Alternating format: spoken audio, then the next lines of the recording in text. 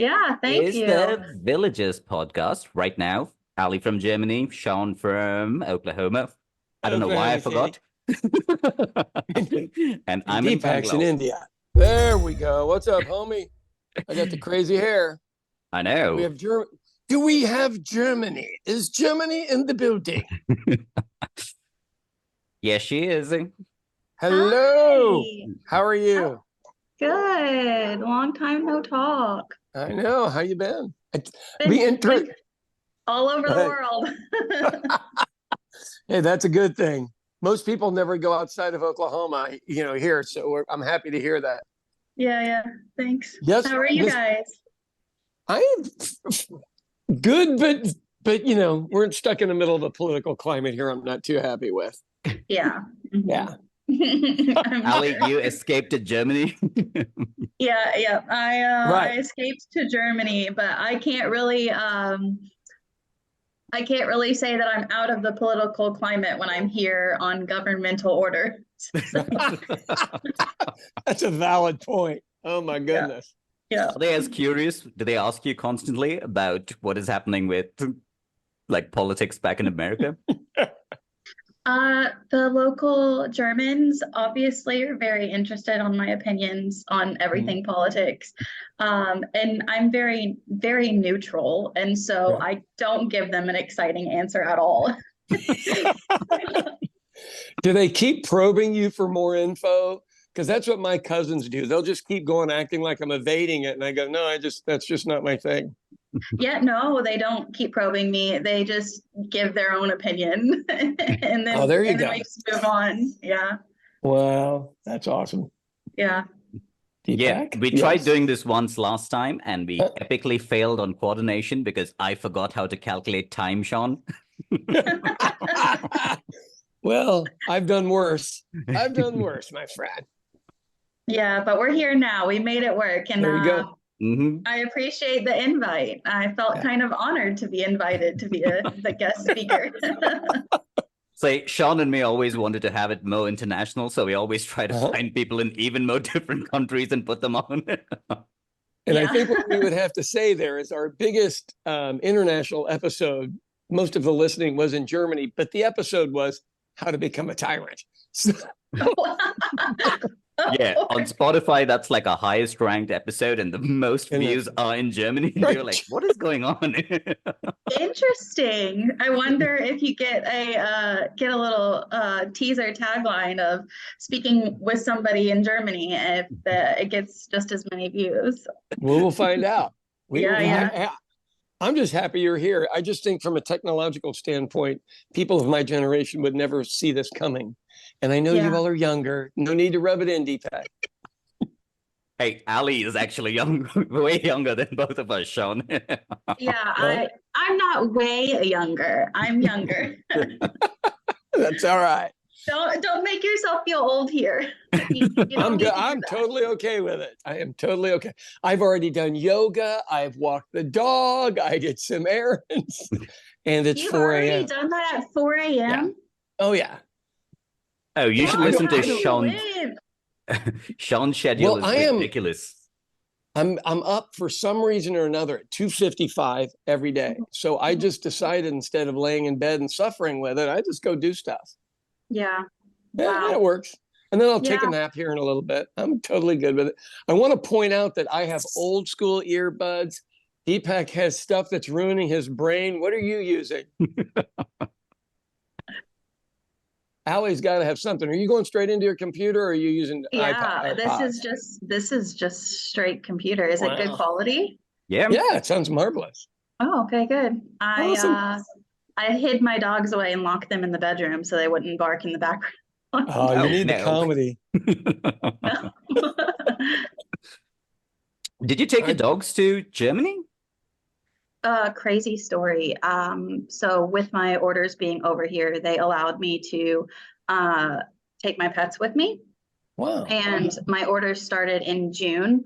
However, there is a caveat of the government paying for your relocation. And that means that you have to use a U.S. government or a US Airlines in order to get over here. And US Airlines have massive restrictions on getting pets over. And there's this whole thing called a pet embargo that goes on in the summer when it's too hot. And the day that I was booked to fly out was the day that the summer pet embargo was enacted. No. Oh, wow. Yeah. Did your dogs get caught in dog limbo? No, my parents, my 72-year-old parents, drove 13 straight hours from Little Rock to Minnesota to pick my dogs up and take them. And I literally just got them here 2 weeks ago. I flew home. I flew home and got them and came back. Yeah. That's amazing. Yeah. Wow. My life is pretty easy by comparison with that. But I would do that for one of my kids, I believe. Yeah.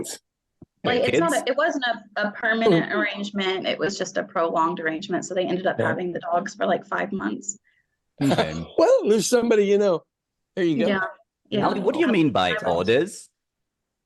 So whenever you have an international contract with the government, you are, I'm a civilian employee, but basically I was given the same exact paperwork as military personnel being on deployment. Yeah. So even though I'm not active duty military, I was still treated like one in the means of the paperwork that needs to be done in order to get me to be able to work and live here. Wow. Oh, wow. Interesting. It's amazing. Like most of the people that I know, and even Sean knows in Oklahoma, very rarely get out of Oklahoma. It's true. It is true. Yeah. Well, what I would say is, for some reason or another, they don't find interest in it. It isn't that they can't go or won't go. You know, you think from Arkansas, man, I mean, the place was beautiful, a little backward by my standards, but there are pockets of Oklahoma. Right, exactly. I would say the same thing. Yeah, pockets of it. Well, the two are next door to each other, so it's and from my perspective, I'm originally from the upper Midwest in Kansas City, and everybody had homes down in the Ozarks, but nobody lived there. Yeah, and I would say for Arkansas and Oklahoma, a whole bunch of people live in the Ozark Mountains, you know, and it works for them. Hey, I'm no judgment from me. I mean, it's God bless them. Enjoy yourself. Yeah, I was born and raised in the city, so I grew up in the capital. I grew up in Little Rock, so I don't really feel like I have the same mentality or mindset as a lot of those people that stay there.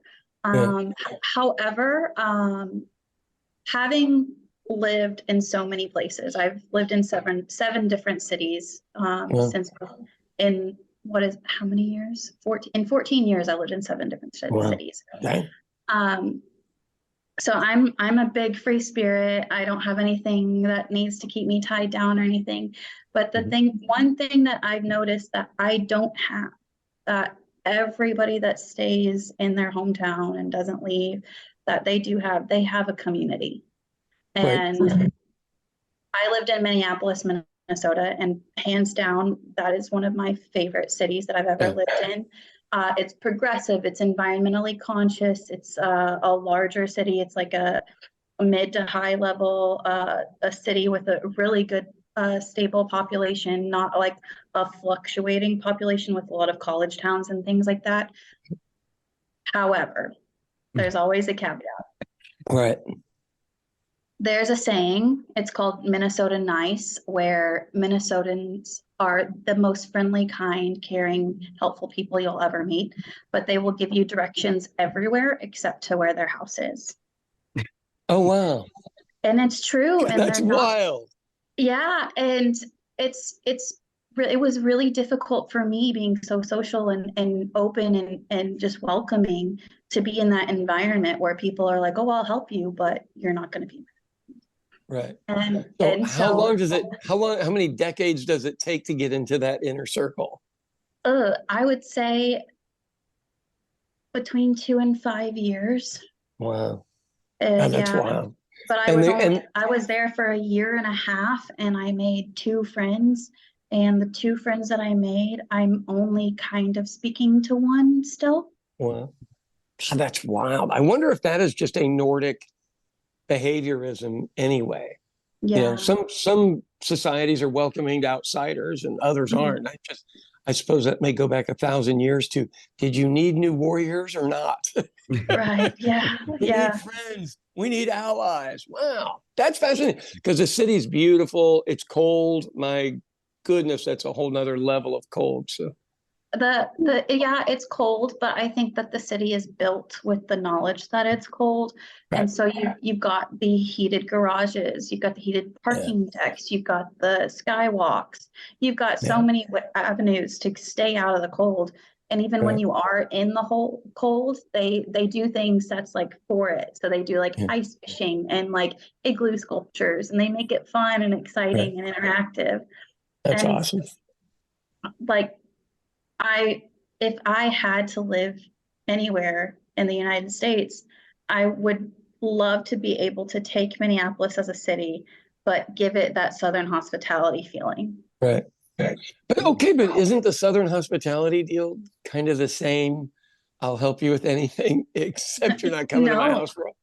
Really? No, it's no. I mean, people try to say that Arkansas really isn't the South, but we're below the Bible Belt. And honey, if I want to throw on that accent, I can.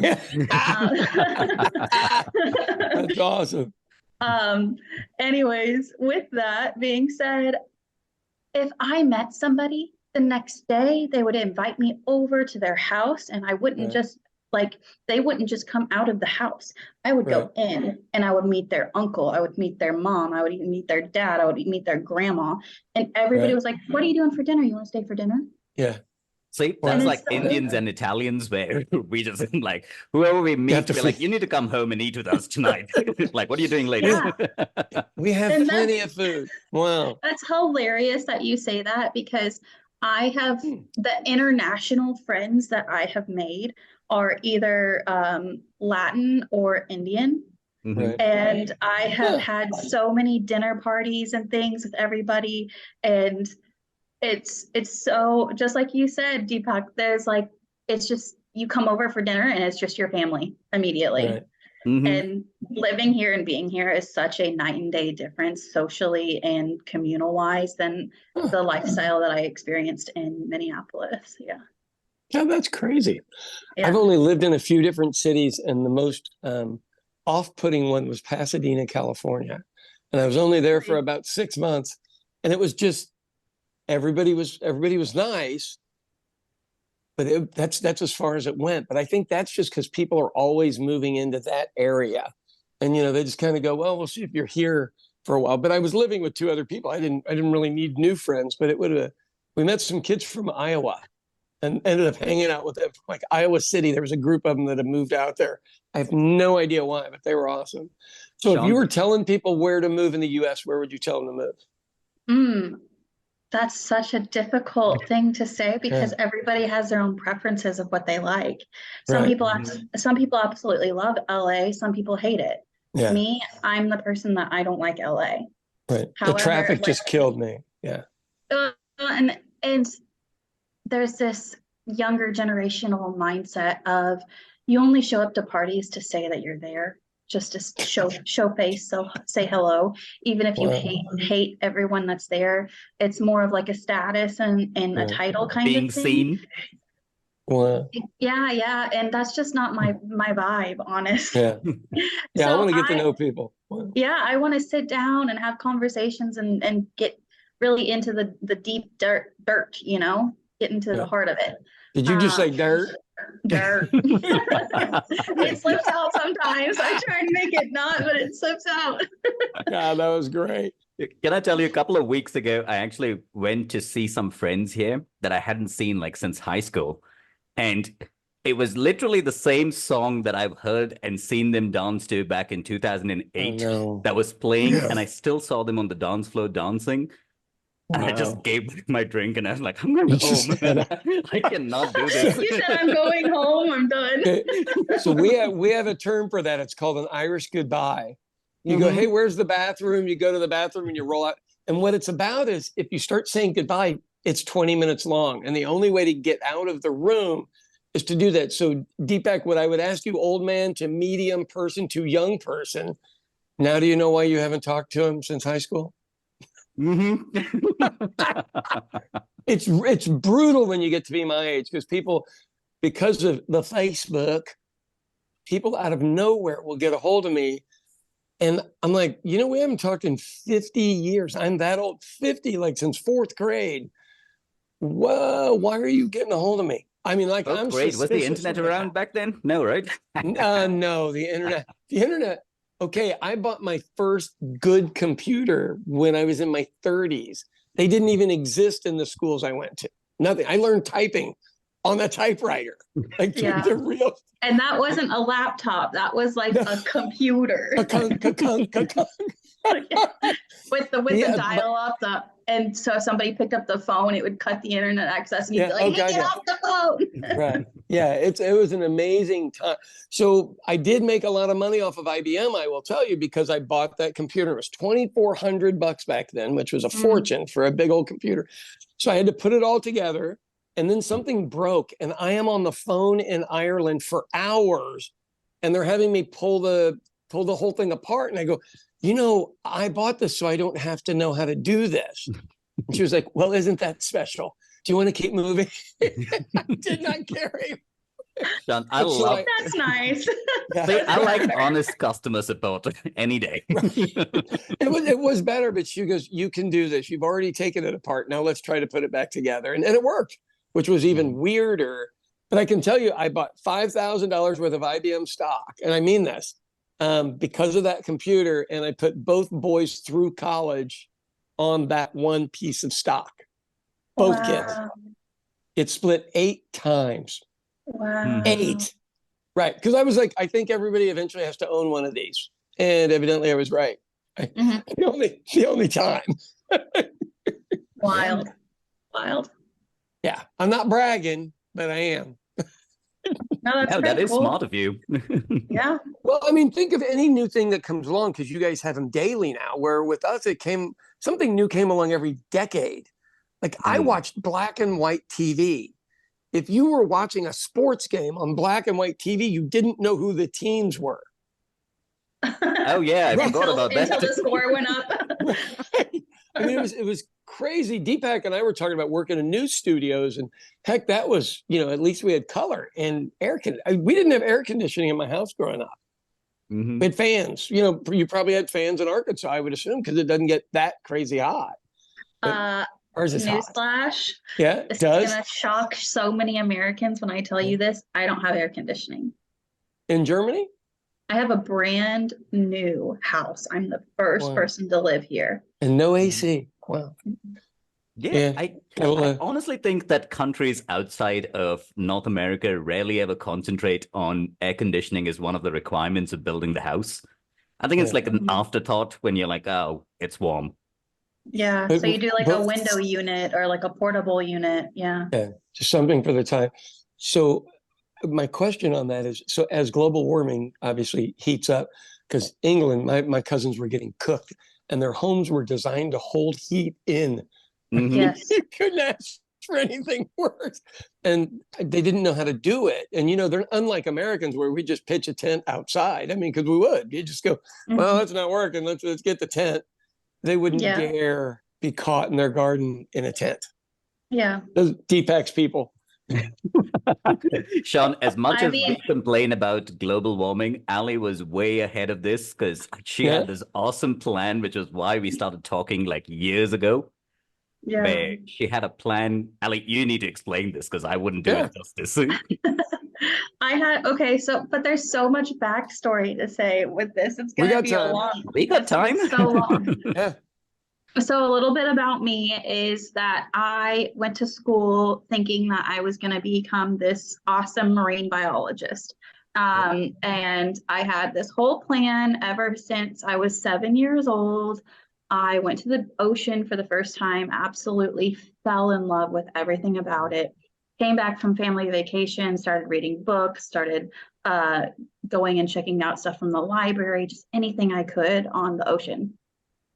And literally from 7 until I applied for college, my dream was marine biology. And I applied to, of course, University of Florida. There was a school in Georgia that I was going to apply to. There was this other university that was smaller. It was called Coastal Carolina University. I got accepted to all of them. However, my parents were lower middle class and could not afford to like have me go there with out of state tuition. So I ended up staying in state. And when you stay in Arkansas, you can't study marine biology. Right. So I decided to do environmental science instead. And my whole entire time I was a marine biologist or talked about wanting to be a marine biologist, everybody was like, oh, you're going to work at SeaWorld. Oh, you're going to work at an aquarium. And I was like, no, I'm not. I'm going to be on a research vessel off the coast of whatever country and scuba dive every day and find all these corals and everything. And they were like, oh, that's so cool. I was like, yeah, I know, it's really cool. So anyways, I graduate college. I'm looking for a job. The job market when I graduated college was absolute garbage and trash. I ended up, I was waiting tables, bartending the whole time to put myself through college. And I ended up staying in that industry for 6 months with no bites, no interviews, no offers, no nothing. And I was constantly applying to jobs. And for 6 whole months, I didn't get a single bite of job for anything. And this is as, I guess I should say what my degree was in, as an environmental scientist with emphasis in biology. And then, and I never was able to do an internship because I always had to work. And internships were either unpaid or they paid horrible. So I could never do them. But then I got this job offer for a part-time marine biologist at the Tulsa Aquarium in Jenks, Oklahoma. Really? Great And aquarium. Yeah. And I packed up my entire life, didn't know a soul, and moved from Little Rock, Arkansas to Tulsa, Oklahoma for a part-time marine biology job at an aquarium. Wow. One thing I said I would never do. One thing I said I would never be a biologist at an aquarium, and there I am for a part-time gig. Wow. So I continue waiting tables, and I'm working this job part-time, just waiting for the moment for a full-time gig to open up. And it does, and eventually I'm able to go from part-time to full-time, and I'm working there. And it's just not a good environment. They were treating me kind of like a pack mule, not giving me any freedom of speech, not giving me purpose, not giving me research abilities. And they kind of like, I was being abused in the workplace, not being paid well at all. With a 4-year degree, I was making $100 a month too much to qualify for food stamps. Wow. Oh. Dang. Yeah. So even though I was making $100 a month too much, can you imagine that after buying groceries for a month, I would be below the poverty line? Yeah. So it was a messed up situation. And after doing that for 3.5 years and applying for promotion after promotion and getting denied every time, I said, you know what? I'm better than this. I deserve more than this. And so I decided I'm going back and getting my master's. And that's when I moved to Oklahoma City and I started working at Skinny Slims. And that's how I met you guys. But during that time, as I was a marine biologist, I met some of the best and most beautiful people. And there was this man named Bill, and we called him Diver Bill.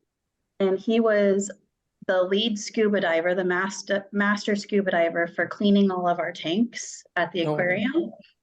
And he and his other diver friend had coordinated these trips off the coast of the Gulf of Mexico, where we would go deep sea diving on a charter boat for 4 days. So we did live aboard diving. And there was always this magical scholarship that would pop up that would allow me to go. Good.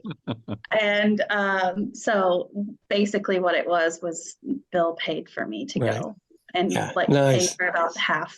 He cut a deal and paid for half of me to go because he knew that I wasn't making pennies on the dollar. And and wanted me to have a good life and a good experience. He is the most genuine person I've ever met, kindest man. I think he's in his late 60s now, early 70s, and he still does marathons. Wow. Oh, wow. Crazy, cool, really cool man. Better than me. Oh, me. Hey, you walked your dogs at 2 a.m. So I give you Totally. props for that one. Anyways, all of this leads up to the precipice of the moment on the live aboard dive boat, where we were able to dive a deep sea oil rig. And when I tell you that this opened my eyes to something that I've never seen before, it truly did.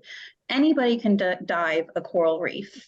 Anybody can go scuba diving off the coast. It's very rare to have the chance and the opportunity to dive on a deep sea oil rig. Right. And the amount of life that has been able to grow on these structures underwater and just inhabit the space is amazing. I was 30 feet above a shark, and he was just swimming underneath me, not a care in the world, just circling the oil rig, just waiting for something to pop up and eat, but didn't care about me at all, just living his life. And it was, and all the tiny little organisms that like are attached to the structures, and all of the little teeny tiny fish and crustaceans that are crawling around and swimming around it. It was the coolest thing ever. Nice. And so in my mind, I was like, more people have got to see this. They've got to experience what I experienced. And I was telling Deepak about this, and he was like, oh my God, this sounds like a great idea that you can capitalize on. And so him and I were chatting about, okay, so how do we do this? How do we get this people here? And it changed from kind of a combo of just getting people to scuba dive underneath the platform to taking an abandoned platform that has been decommissioned because there's no more oil to pull out, and renovating it and revitalizing it into like an oasis where you have you have a luxury living quarters, and you have a private chef, and you have this and that, and you get chartered out to the oil rig, and you're able to do X, Y, and Z. And if anybody in the world watches this podcast and takes my idea, I will find you in it. Anyways. Pablo Escobar's watching from prison going, Sean, why did I not think of that? Sean, she worked on this plan for almost a couple of years. Awesome. Yeah. Like we got an entire presentation together. Like I even sent it off to a couple of the oil and gas companies in Oklahoma.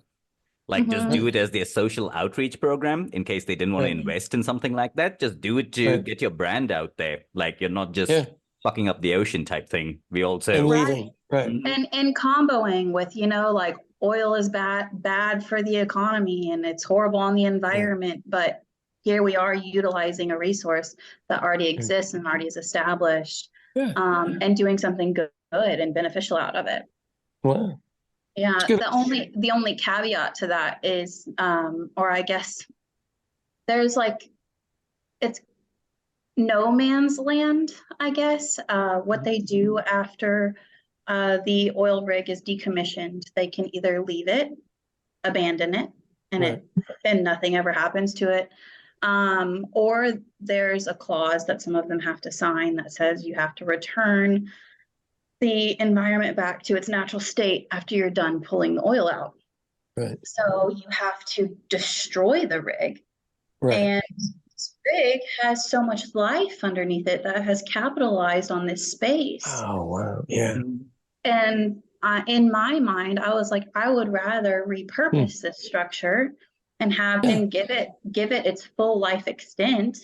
Because this oil rig might be here for 5 to 10 years and then get taken and broken down, but it probably has 30 to 50 years on it before it crumbles, And you can capitalize on that. You can use that structure and that time while still preserving that biodiversity that's underneath it. How long is the helicopter flight from land to one of the rigs? Oh, it'd probably be half an hour, if that. I'm surprised just from an offshore business standpoint, nobody's just bought one.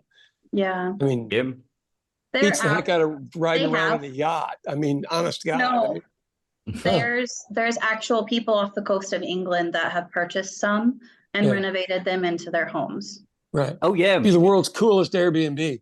Yeah. Yeah. I will not steal that idea, but I like Thanks, it. Sean. But I like it. So are they? I'll still keep my ears out if anyone's willing to do this. I'll let them know. I mean, it's a very, very, very expensive endeavor. And so by no means would I expect it to be a quick thing. It would be something that would be decades in the making. But I also think with record oil profits, which is not right now because they've dropped terribly. Yeah. But in the last 10 years, everybody's done well. And that would be a good PR move. And everybody who stayed there would end up being a social media fiend for you because there would be so much interest. I mean, I actually see that working. Just how much would the upfront capital be? That's the knockout. But you know, your staff would just stay there. Your staff would stay there. I mean, they wouldn't come on and off. They'd probably be there for like rotators, probably like 2-month rotators in and out. The only problem is that when you're that far out into the ocean, the ocean is your dictator. Oh God, yeah. You're in their field. You're in the ocean's control. So it's all about wave height and weather conditions and patterns and things like that. The men that man those oil rigs are not living a luxurious lifestyle. They're not living the hooty tooty nice life out there. They're living on the bare minimum on a rusty platform with just mainly like a brawn coffee pot, you know? Right. Okay, you're killing yourself. But no, that's why I'm saying that you need to you have to build it up. Right. You have to build it up. The capital is going to be a lot to turn it from what it already exists as into something that you want to go to because it's desirably beautiful. Right. But if you bought a bunch of prefab small homes off of Alibaba, you could just drop them on that thing. Yeah, because those will withstand all that salt spray. 80-mile-an-hour wind, no problem. John, the budget for erosion itself would be like $1 million to just keep aside in case something gets eroded. But I mean, I'm surprised they don't just blow them up and let them go to the bottom of the sea. I mean, I really am. That they would, you know, knowing some, you get one unscrupulous person and the damage that they could create. So I have been on a ship in the open ocean in the Alaskan Sea and 15, 17-mile waves. It is shocking because that, you know, if you're in the city, that just doesn't sound like a big deal. And you're just boom. It is. And I'm on a rinkety-dink old boat with rust on it. I'm like, this thing's going to come apart. It's going to come apart. It's rough because you have to think about like dive charters or like boat charters because not everybody's going to be able to afford to heli in. And you also, if you do a heli, you have to have a big enough oil rig in order to have that landing pad. Wow. And so the easiest way to do would be to charter a boat in. But then if you've got 5-foot waves, that boat can't dock. God, that's wild. Oh, wow. And that's not that, and that's really not that big for where it ends up. Wow. That is a neat plan. So up in Missouri, where I'm from, we had a lot of nuclear warhead silos. And when they abandoned those, people bought them. Because you had elevators up and down, real nice living quarters, unlike in the open sea. You're just in the middle of a field, and the luxury was pretty nice. But they also had some nefarious people buy them because you could load in trucks and drop them down 20 stories. I mean, insane. Not that I know any of those people. I just heard stories. I just want to be clear. Before I get any mail, I don't know. Tell us something else about Germany. So when you get to a new town, you've lived in so many places and you're so young, what do you do first? You just go walk the space and see where everything is? I'll do a drive around or a walk around. In Germany, it's a walk around. In the Right. United States, it's a drive around. Right. I usually try to find a sporting event or a social sport club or something just to initially off the bat make friends. Right. I am extremely in-depth and detailed about researching where I'm living before I even get there. Right. And Nice. so I've already found the best area for my age group. I've normally joined a Facebook group for meeting up for people once I'm there, but I'll join it before I've even gotten there. I'll download dating apps and put my location on that area while I still live in the previous area. And I'll just have dates lined up for when I get there. Good Not because I'm interested in dating that person, but because they can show me things that I wouldn't go know myself. No, that's brilliant. So for old people listening, a meetup does not mean a hookup. They are different. No, a meetup are people that just go to places and meet. I'm certain people my age won't know the difference. I wish I was kidding. Those are all great ideas. Do you do, because on the meet, there is a meetup for anything. I don't care what it is. Tell people how do you sign up for a meetup? I mean, meetup is literally, it's meetup.com. And you can, and it's that easy. Yeah. And all you have to do is register a profile. I'm pretty sure that it's equivalent to like Zoom these days, where you can just attach your Google email and then it automatically creates your account for you. So there's no actual setting up an account. But in Meetup, there's a search bar and filters. So you can do a sporting thing. You can do an arts and crafts thing. You can, if you like craft beer, you can do a craft brewery meetup, and it's free. It's literally free.